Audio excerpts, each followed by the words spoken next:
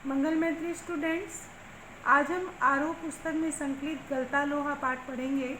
इसके लेखक हैं शेखर जोशी। इस पाठ का सार, गलता लोहा कहानी में समाज के जातिगत विभाजन पर कई कोणों से टिप्पणी की गई है। यह कहानी लेखक के लेखन में अर्थ की गहराई को दर्शाती है। इस पूरी कहानी में लेखक की कोई मुखर टिप्पणी नहीं है।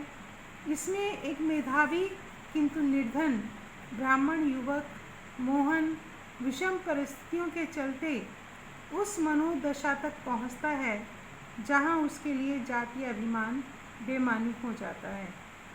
सामाजिक विधि निषेधों को ताक पर रखकर वह धनराम लोहार के यहाँ पर आकर बैठता ही नहीं, उसके काम में भी अपनी कुशलता दिखाता है। मोहन का व्यक्तित्व जातिगत आधार पर निर्मित झूठे भाईचारे की जगह मेहनत कशों के सच्चे भाईचारे को प्रस्तावित करता प्रतीत होता है, मानो लोहा गलकर नया आकार ले रहा हो। तो मोहन के पिता वंशीधर ने जीवन भर पुरोहिताई की। अब वृद्धावस्था में उनसे कठिन श्रम व व्रत उपवास नहीं होता। उन्हें लगता है कि चंद्रदत्त के यहाँ जाकर रुद्री पाठ कैसे होगा, जाने की तबीयत नहीं है।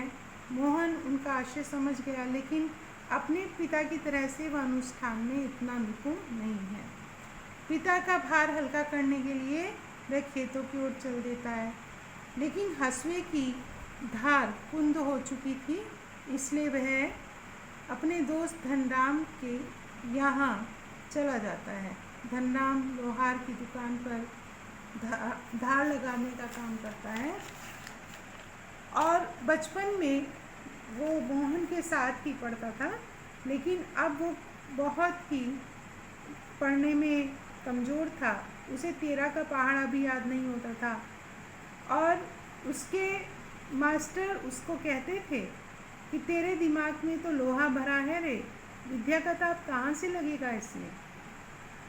वह जब उसको सज़ा देनी होती थी मास्टर को, किसी भी छात्र को, तो वह उनसे कहते थे कि अपने लिए अपना दंड लेने के लिए अपने लिए खुद बैंत तोड़ कर के लाओ। उनसे बैंत तुड़वाते थे, उसी से उनकी पिटाई होती थी। धनराम भी, लेकिन मोहन जो था, मोहन छात्रवृत्ति भी पाता रहा, बहुत मेधावी भी था, सभी शिक्षक उसे प्यार भी करते थे और उसके पिता भी उसे बड़ा आदमी बनने का स्वप्न देखते थे। और पैतृक धंधा जो था उनका पुरोहिताई का, उसने उन्हें निराश कर दिया था।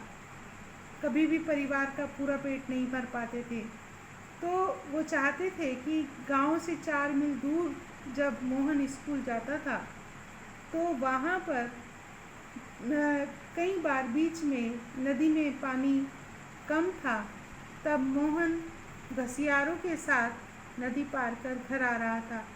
पहाड़ों पर भारी वर्षा के कारण अचानक नदी में पानी बढ़ गया। किसी तरह वे घर पहुँचे। इस घटना के बाद वंशीधर घबरा गए और फिर उन्होंने मोहन को स्कूल नहीं भेजा। उन्हीं दिनों बिरादरी का एक संपन्न परिवार का युवक रमेश लखनऊ से गांव आया हुआ था। उससे वंशीधर ने मोहन की पढ़ाई के संबंध में अपनी चिंता व्यक्त की, तो मोहन उसे अपने साथ लखनऊ ले जाने के लिए तैयार हो गया कि घर में मैं इसका बहुत ध्यान रखूँगा और इसे अच्छे से अच्छे स्कूल में एडमिशन दिलाऊँगा। वंशीधर को लगा कि रमेश के रूप में उन्हें भगवान मिल गए। तो मोहन जब रमेश के साथ लखनऊ पहुंचा तो वहाँ एक ज़िंदगी का नया अध्याय शुरू हो चुका था, क्योंकि घर की महिलाओं के साथ साथ गली की सभी औरतों के घर के काम का जिम्मा भी मोहन के ऊपर आ गया था। गांव का मेधावी बालक यहाँ पढ़ने के लिए आया था, लेकिन वो अपनी पढ़ाई में पिछड़ता चला गया। इसी तरह से काफ़ी दिन बीत गए, तो वह जब भी घर में आता तो अपने घर में आकर वो कुछ नहीं बताता था ताकि घर वालों को दुखी ना होना पड़े।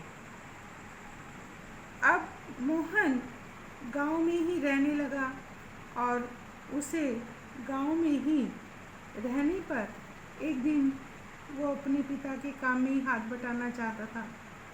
लेकिन जब पिता को सारी बातों का पता लगता है तो उन्हें बहुत दुख होता है। धनराम ने भी उससे पूछा तो उसने झूठ बोल दिया। धनराम ने उन्हें यही कहा कि मोहन तो बचपन से ही बड़े बुद्धिमान थे।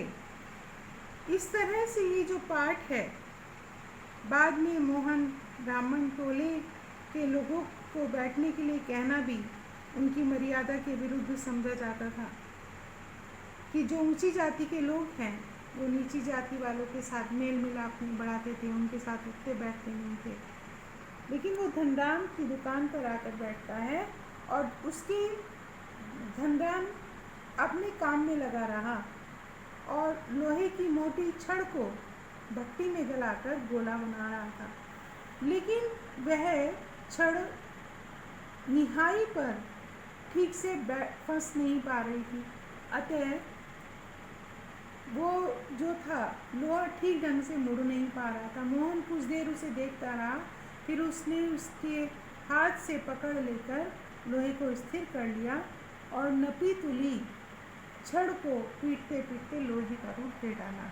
मोहन के काम में स्फूर्ति देखकर धनराम अवाक रह गया। वह पुरोहित खानदान के युवक द्वारा लोहार का काम करने पर आश्चर्यचकित था। धनराम के संकोच धर्म संकट से उदासीन मोहन लोहे के छल्ले को त्रुटिहीन गोलाई की जांच कर रहा था।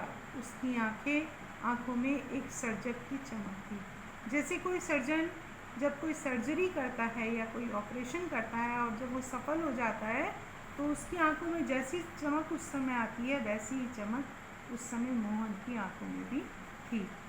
इस पाठ में जो कुछ कठिन शब्द आए हैं वो आपको भी लिखने हैं और उनको जैसे कि अनायास है तो अनायास बिना प्रयास के,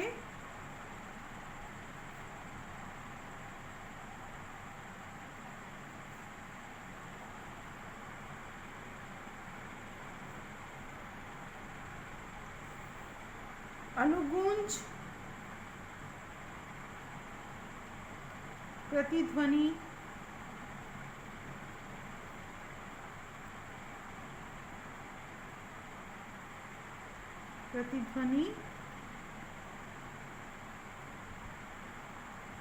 और निहाई लोहे का ठोस टुकड़ा।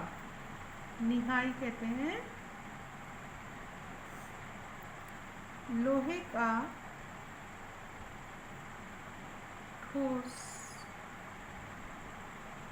टुकड़ा।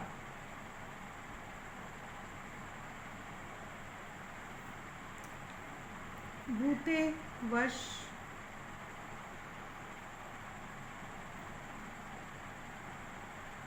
और उपवास व्रत करना,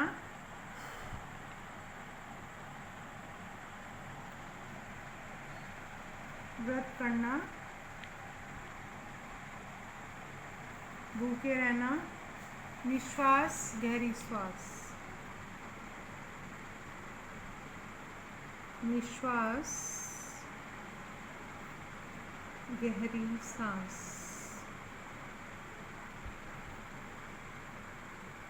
इस तरह से इस पाठ को अच्छी तरह से पढ़कर आपको इसको याद करना है और इसका सार अपनी कॉपी में लिखना है।